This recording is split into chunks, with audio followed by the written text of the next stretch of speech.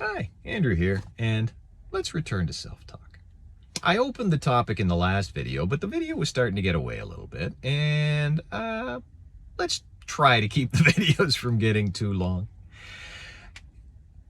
I opened with the notion of speak the following sentence. I am, and then you fill in the blank. Is the way you describe yourself positive terms or negative terms? Well, the terminology you use determines your outcome. If you describe yourself in positive terms, you're giving yourself the opportunity to improve. If you describe yourself in negative terms, you're not. I had a yoga teacher who we did a tremendous amount of core work and back work, primarily for motion and recovery from health problems. And she got on the self-talk topic one time and said, what you do not want to say is, I have a bad back. Because if you say you have a bad back, you're programming your brain to have a bad back. I have a resilient back. I have a recovering back.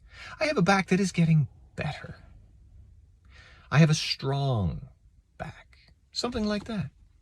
And pick your poison. Pick your elixir, Andrew. Pick your elixir and choose something positive to say. Don Miguel something goes into it deeply in the Four Agreements, that words are magic, black magic or white magic, that the words you use can uplift or the words that you use can bring down. And this is important in two ways, one in the giving and one in the receiving. When somebody tells you you're stupid, you're ugly, you suck, you're whatever, that is that person casting a black magic spell upon you. When somebody says you're wonderful, you're beautiful, you're great, you're smart, you're lovely, they are casting a white magic spell upon you. Now, we don't have control over the actions and words of others. Not really. There is to a degree, but let's take it as written that we are all autonomous units. We all have agency. We can all choose. Well, if somebody chooses to cast black magic at you, all you can do is choose to repel it. If someone chooses to cast white magic at you, well, you know what? You can do the same thing. Because flattery and high praise in their own way can be as dangerous as scorn. What you need is that level of, or a level of balance, that you're neither too high nor too low, that you don't become swollen-headed and arrogant, or you don't become so down on yourself that you crater and spiral down into the ground.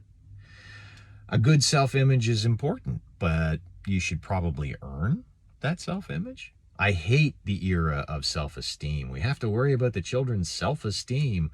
Yeah, I suppose we do, but we can't just go around praising everybody and giving everybody a prize for showing up, because that self-esteem would not be earned. You need to compete. You need to earn the esteem. And the esteem that is earned is far stronger than the esteem that is merely heaped upon you. But to return again to self-talk, we cannot control the actions of others, the words of others, but we can control those of ourselves. And I find, as I delve deeper and deeper into the roots and history and effects and triggers and you name it of my mental health problems, that it is increasingly important that I be aware of how I describe myself. I alluded to it previously. If I describe myself as a severe depressive with horrid ADHD, well, I've pigeonholed myself. But what if I say I'm somebody who is wrestling with demons and learning to live better, and while developing the tools to focus and accomplish my goals, I've described the same thing. One as a stop, pigeonhole, you're done. One as an open statement of positivity and hope that I can do better and I can be better. I've mentioned on any number of occasions that I write an affirmation letter to myself every morning, and I do those things in it. I am programming myself to be better. And I think, especially if when you fill in the blank, I am, if you fill it in with something negative, I think you need to learn to be better, to program yourself to be better to you, because no one else is gonna, right? Thank you very much for watching. That was my time. Now it's your time. And in the meantime, take care, and you'll see me soon.